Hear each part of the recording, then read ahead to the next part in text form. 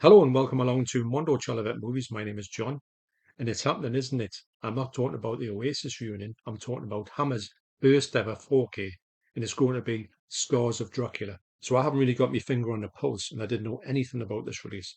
I want to give a big shout out to my good friend Mark, aka Bushman Blu, link down below to his channel, great channel, and also StephenMKeer, link down to his channel down below.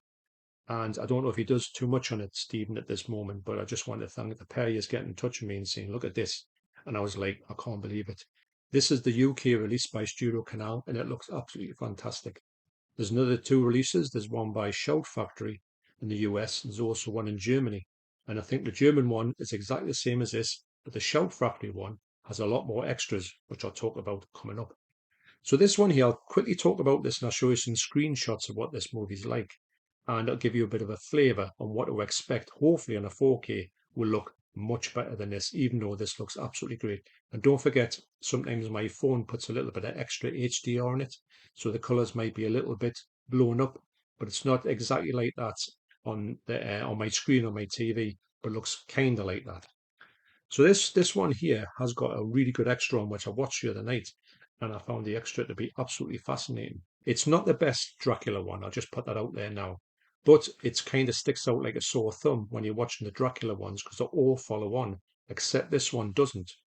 Now the reason why they didn't have this one following on, this is kind of like a soft reboot. This was made in 1970, and at this point they didn't know that Christopher Lee he was going to come back to Dracula or not. So what they did was they had this story where they thought, let's tell the story again. And if we get a different actor in, and now the actor they were going to get, it was called John Forbes Hamilton, I believe. And he was the one who actually did play Dracula in the last Dracula movie, The Legend of the Seven Golden Vampires. And he was a poor example of Dracula, I've got to say, although I really like that movie. So in this one, he's quite erudite, so he went back to the original story.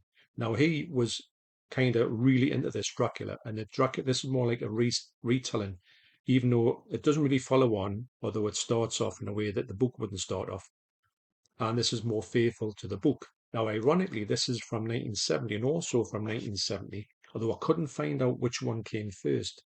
This was made as well. This is the one that was made by Jess Franco, starring Christopher Lee, and he was telling like the true story or the original story of Dracula. And Christopher Lee was a big fan of this movie. Now, it was strange that he made a kind of similar reboot in the 1970 for Hammer as well, which is something I didn't know about until I watched this making of. It was absolutely fantastic. So, what I hope on this 4K, because they ported this over on the other Blu-rays, I've all got this one. Now I'm hoping to get this one and to keep this one on Kino Lorber when they release it. Now I know that Kino Lorber do a lot of extras on their releases, so I'm really hoping that, fingers crossed, I don't know anything about this release. All I know is it's coming out.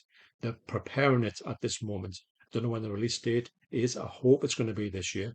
Why did they pick this one? That was my original thought, and I thought, well, obviously, why didn't they go for the original one or some of the ones that I consider to be better?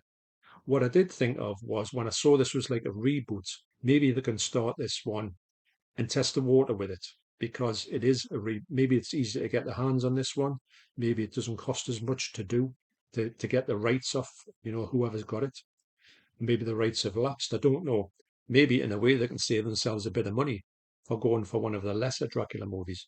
But because now I know that this is like a reboot, kind of soft reboot, I might see this with different eyes because I do know that when I watch these ones, this is the one that I kind of don't look forward to.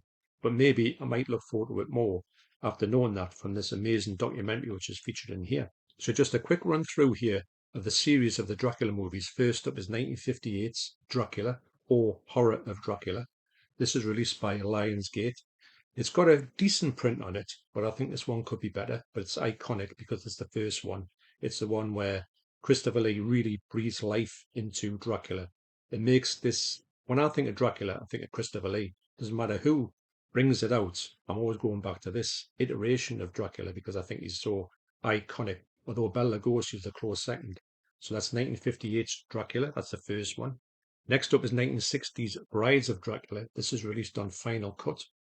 And it doesn't feature Christopher Lee, unfortunately, but it does feature Peter Cushing as Van Helsing. So it's a great movie. It's got a beautiful print on it.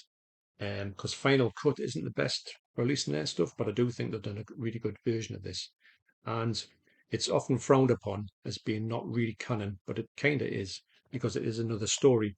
But Dracula isn't really, that's not really Dracula, it's a different account.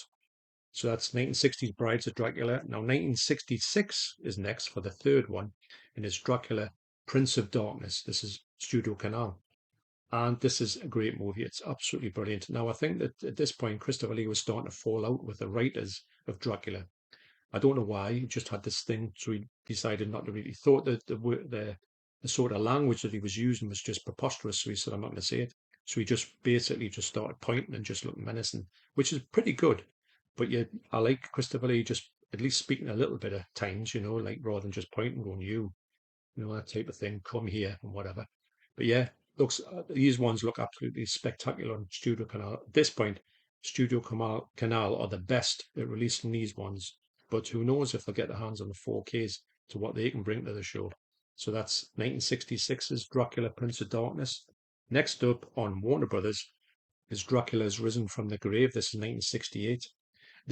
I love all these movies.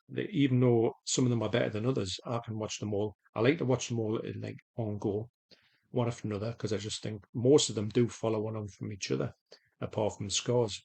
And it's a bit of a shame that it does that, but there is a reason behind that, like I've explained. Not too much extras on these ones. Some of them got great extras on, like the Studio Canal ones also have some good stuff on. These ones aren't so good from the States. They've got a little bit on, but not that much, probably a trailer. But they do look spectacular. So that's 1968's Dracula's Risen from the Grave. Next up is my favourite one, as I keep saying, is 1970's Taste the Blood of Dracula. And this is another US one. This is from Warner Brothers again. I do like original art if I can get it. I think, well, even that one looks a little bit suspect, but it is from the 60s and 70s, isn't it? So that's 1970s Taste the Blood of Dracula. What a movie that is. Next up is 1970 again. That's Scars of Dracula. And then it goes to 1972. Now, with this being a kind of reboot, and you would think that one would, the next one would follow on from that. It doesn't really follow on from that. I think this one kind of goes back and follows on from Taste the Blood of Dracula, in my recollection. It's 1972's Dracula, AD 1972. This is such a good movie. It's so 1970s, and it's Dracula now coming into the modern era.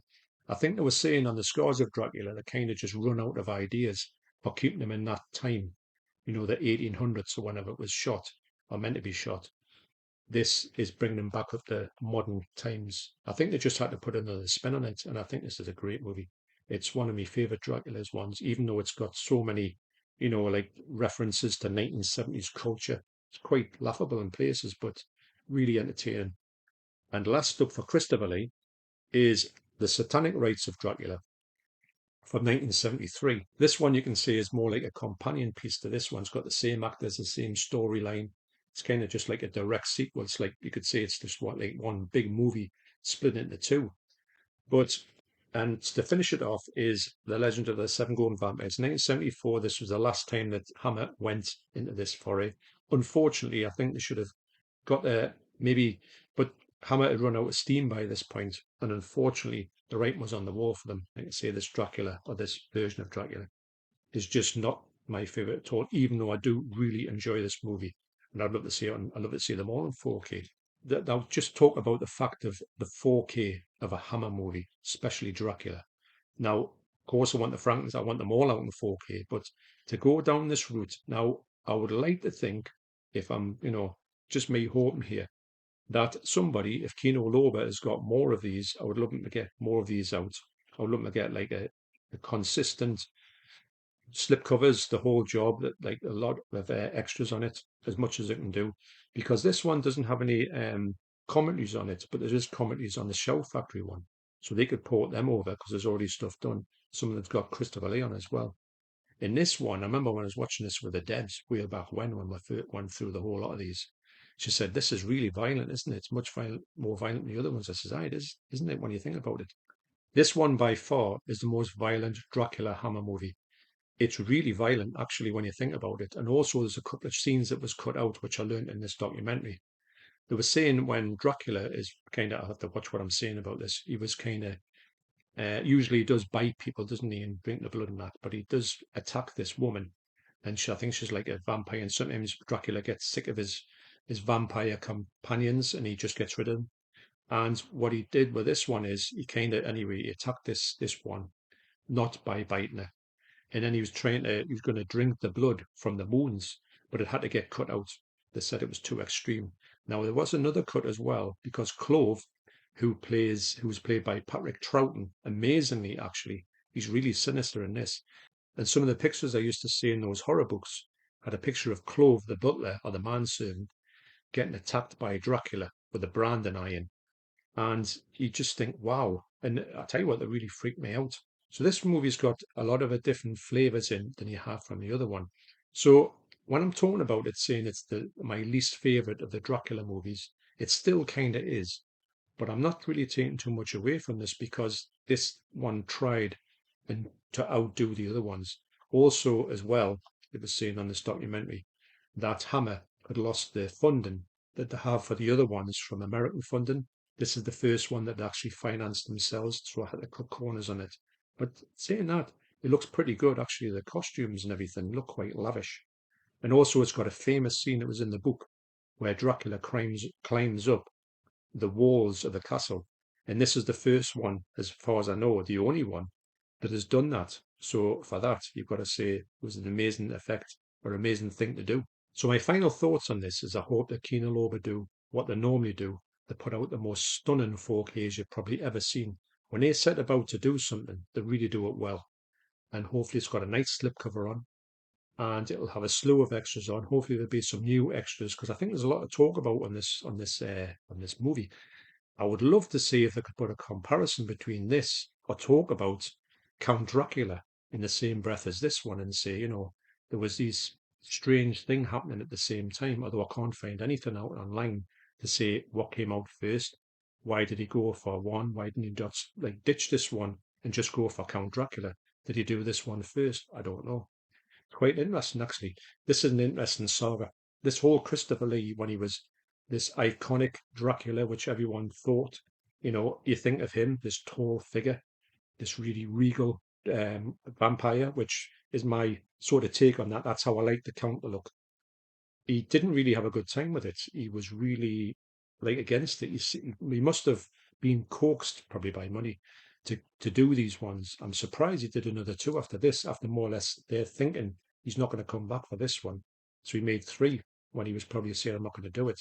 I would have loved him to be in this last one, even just a cameo, because he is kind of like more like a cameo in this one, not in this one too much. Actually, if I'm honest, I think this one is the lowest one if I had to say which was the one that I thought was the least favourite, although I still like it. If he'd just come back in here and just finished off the series, it would have been amazing. The news is just fantastic. I just can't wait to see Hammer on 4K because everybody knows the colours on Hammer are just next level. And I knew when they went to the Blu-ray, they would just come alive, and they did. I think the jump up from DVD to Blu-ray was exceptional, and you just couldn't believe what you were seeing. And I hope I get that one again with the fact that I'm going to 4K. Now, as you've seen from the screenshots, this Blu-ray looks fantastic, and I've always thought done right by a good company and pulling out all the stops and putting all the work into it and not really doing anything with no AI, no nothing like that. Just going back to negatives and brushing them up and just making them look absolutely sensational. I think we're in for some treat when we're talking about these Hammer 4Ks. So fingers crossed this is not just a standalone release. We're going to get one 4K, then nothing else. I think it's only a matter of time before all the big boys go for these Hammer ones. I don't know who's going to release them. I would like to think that one company would put them out all and keep them all uniform. I don't think we're going to be that lucky because we weren't that lucky on the Blu-rays. They're released by a lot of different people. But beggars can't be choosers, and I'm really looking forward to it. So, thanks for watching. You take care, especially you, Mark and Stephen, and I'll see you in the next video. Cheers.